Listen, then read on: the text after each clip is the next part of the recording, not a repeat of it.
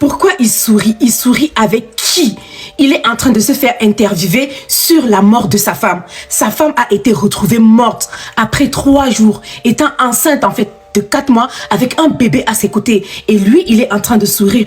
Dans l'interview, en fait, il dit que lui, il a toujours bien traité sa femme, qu'il n'a jamais eu de problème avec sa femme, qu'il avait même des projets de voyage avec sa femme. Et que sa mère aussi n'a jamais maltraité sa femme. Sa mère n'avait pas de problème avec sa femme. Que eux, ils sont des musulmans religieux et que sa femme avait pour habitude de rester dans sa chambre. Donc, c'est pour ça que sa mère n'est pas partie frapper la porte et que sa mère n'a pas voulu forcer la porte. Et sa mère croyait en fait que sa femme était sortie. Il a dit que sa femme n'est pas restée 48 heures ou 3 jours.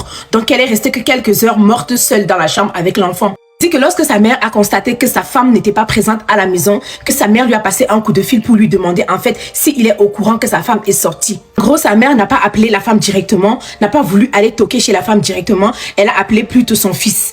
Et aussi, pourquoi est-ce que sa mère n'a pas téléphoné à la famille de la femme directement pour savoir si elle était là-bas? En gros, si on comprend, ils veulent dire que cette fille-là avait pour habitude de sortir sans prévenir les gens avec qui elle habitait. Quelque chose qui ne tourne pas rond dans cette histoire. Parce que la fille a laissé un audio disant en fait qu'elle ne s'entendait pas avec sa belle-mère, que sa belle-mère ne l'aimait pas, sa belle-mère l'a traitée mal.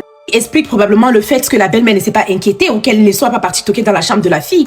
Etienne, l'enfant n'a pas réagi. Ils sont restés aussi longtemps sans avoir les nouvelles de la mère. Même l'enfant n'a pas fait de bruit, l'enfant n'a pas pleuré, rien du tout. Le mari n'était même pas en déplacement, il n'était pas du tout à l'étranger. Je ne trouve pas trop de cohérence dans ces dires parce qu'il dit en fait que sa mère n'avait pas de problème avec sa femme. Sa mère s'entendait super bien avec sa femme. Pour une belle fille avec qui tu t'entends super bien, qui ne descend pas, qui ne sort pas de sa chambre pendant des heures et des heures, tu ne t'inquiètes pas, tu ne te poses pas de questions, tu ne pars pas toquer, tu n'appelles pas oh ma belle fille, oh ma chérie, qu'est-ce qu'il y a, pourquoi aujourd'hui tu n'es pas descendue, ma chérie, comment va l'enfant, où est l'enfant? Rien du tout, tu ne le fais pas. Et il dit que cette fille-là s'entendait bien avec sa mère. Dans une interview, le père de la fille dit en fait que la belle-mère a interdit de casser la porte parce qu'elle ne voulait pas qu'on endommage la porte. Ça veut dire que la vie de cette fille-là ne comptait pas pour eux. Je comprends pas. De sur quoi cette fille-là, c'est sa nièce. Pour moi, on doit très bien enquêter dans cette affaire.